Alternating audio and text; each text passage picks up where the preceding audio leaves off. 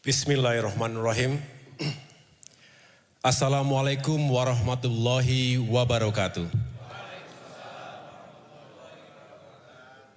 Selamat pagi dan salam sejahtera untuk kita semua. Shalom, Om Swastiastu, Namo Buddhaya, salam kebajikan. May peace be upon us all. Yang sama-sama kita cintai dan muliakan, Profesor Dr. Jenderal TNI Purnawirawan Susilo Bambang Yudhoyono, Presiden Republik Indonesia ke-6 yang juga Chairman The Yudhoyono Institute. Kita doakan semoga beliau senantiasa diberikan kesehatan dan bisa terus menjadi mentor untuk kita semua dan selalu aktif berkontribusi dalam pemikiran untuk Indonesia dan dunia. Saya juga ingin mengucapkan terima kasih kepada para Menteri Kabinet Merah Putih hadir bersama kita, Menteri Pekerjaan Umum Bapak Dodi Hanggodo, Menteri Ekonomi Kreatif Bapak Teguh Rifki Harsha, dan Menteri Transmigrasi Bapak Muhammad Iftithah Sulaiman. Saya juga menyapa di sini banyak sekali tokoh senior, para pemimpin dan politisi, mantan menteri pada Kabinet Indonesia Bersatu. Tepuk tangan juga untuk Bapak Ibu yang telah hadir bersama-sama kita.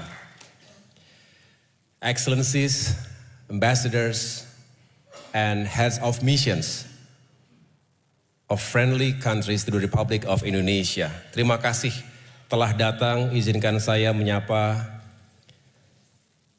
His Excellency Wang Lutong from China, His Excellency Sandip Chakravorty from India, His Excellency Roderick Brazier from Australia, His Excellency Dato' Syed Muhammad Hasrin Tunku Husin from Malaysia, His Excellency Kwok Fuk Seng from Singapore, His Excellency Roberto Colamin from Italy, His Excellency Roberto Sarmento de Oliveira Suarez from Timor Leste, dan juga perwakilan yang hadir, apakah itu DCM maupun jabatan yang lain dari the Philippines, kemudian Kamboja, Jepang, Rusia, Korea Selatan, dan juga Uni Eropa. Tepuk tangan sekali lagi untuk para ambassadors, head of missions. Saya juga ingin secara khusus mengucapkan terima kasih dan penghargaan setinggi-tingginya kepada para panelis dan moderator yang berkenan menjadi bagian dari acara TYI hari ini.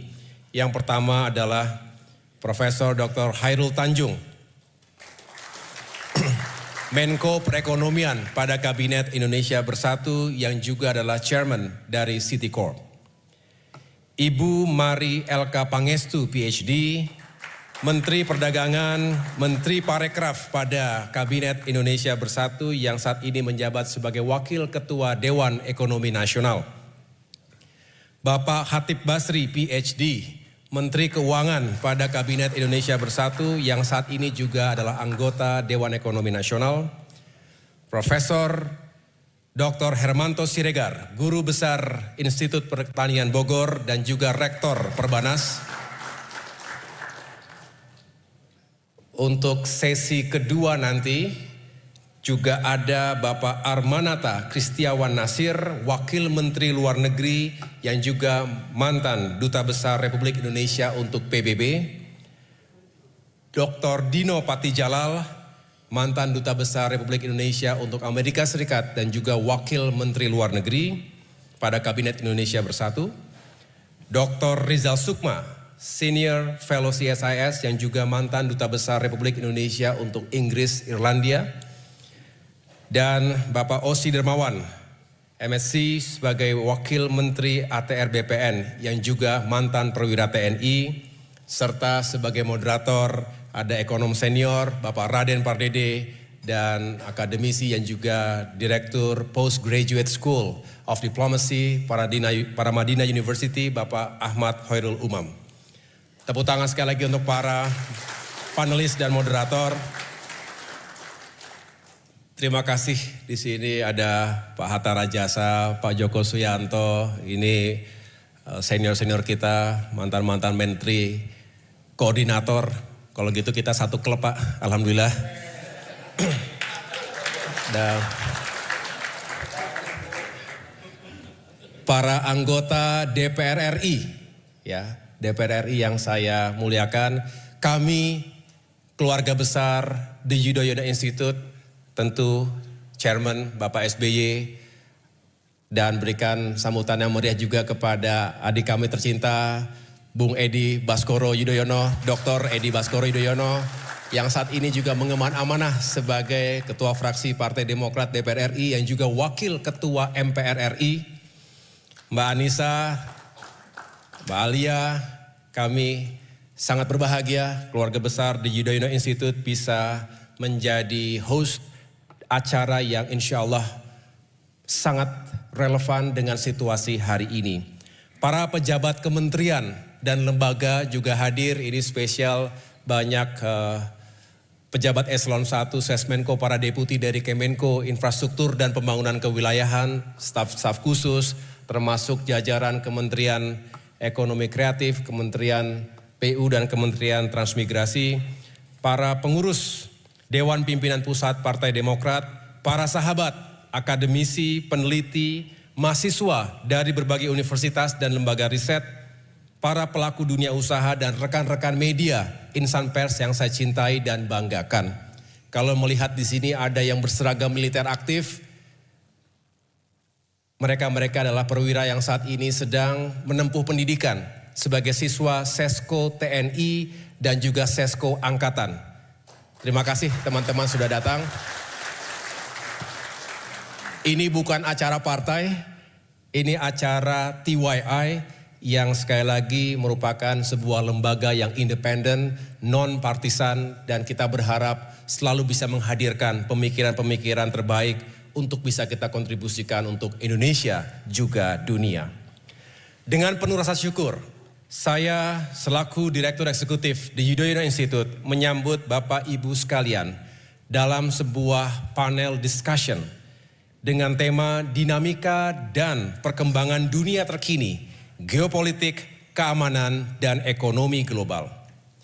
The Yudhoyono Institute atau TYI adalah sebuah think tank yang diinisiasi oleh Bapak SBY pada tahun 2017, tepatnya didirikan pada tanggal 10 Agustus 2017 lalu untuk mengembangkan kajian strategis serta menghadirkan rekomendasi kebijakan publik yang konstruktif yang berpijak pada 3 pilar, liberty, prosperity, dan security.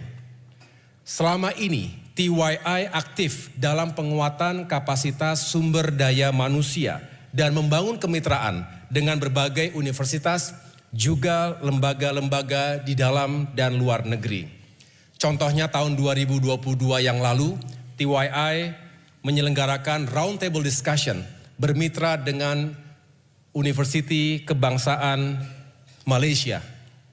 Dan kemudian kami juga menjadi co-host bersama Club de Madrid, sebuah klub yang sangat terhormat, beranggotakan mantan-mantan pemimpin dunia, presiden atau perdana menteri, dan dalam forum Berlin Policy Dialogue di Jerman kita membicarakan berbagai isu terkait dengan perang Rusia-Ukraina ketika itu dan bagaimana dunia harus bangkit dari krisis pandemi.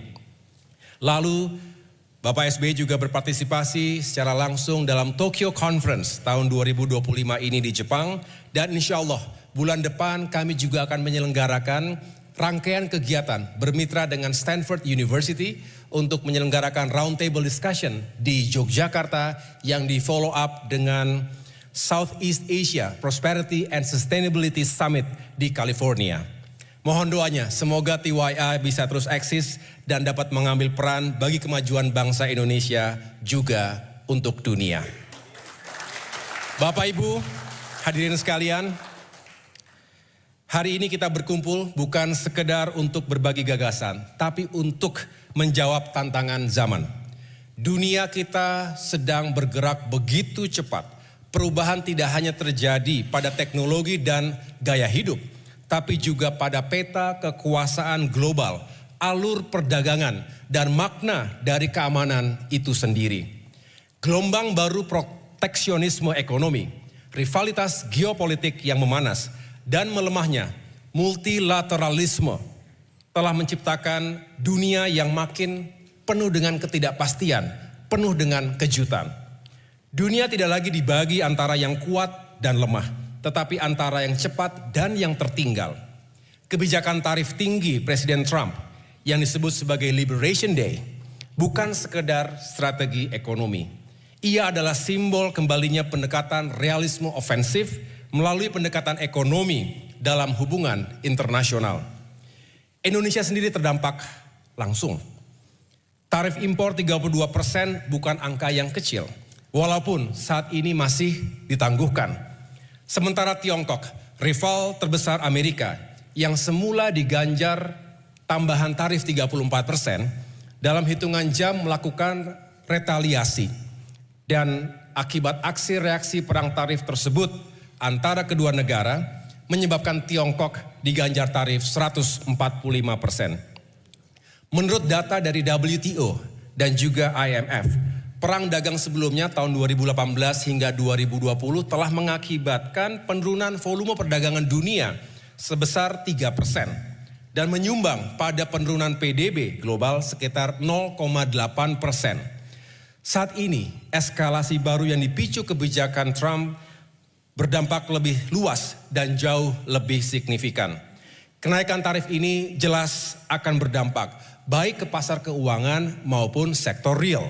Dampaknya, risiko resesi global di tahun ini meningkat tajam. Unfortunately, this is not an April mop.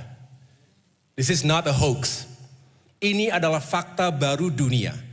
Kebijakan sepihak Amerika Serikat ini tentu bisa membawa dunia menuju dua arah yang ekstrim. Pertama, terjadinya perlawanan kolektif, di mana negara-negara akan menjauhi dominasi Amerika Serikat dan membangun blok ekonomi baru. Yang kedua, jika kebijakan ini terbukti efektif, maka dunia justru akan semakin tunduk pada satu kekuatan yang semakin hegemonik, yaitu Amerika Serikat. Apapun hasilnya, satu hal yang pasti, kita menghadapi risiko fragmentasi, bukan hanya secara ekonomi, tapi juga secara politik dan keamanan.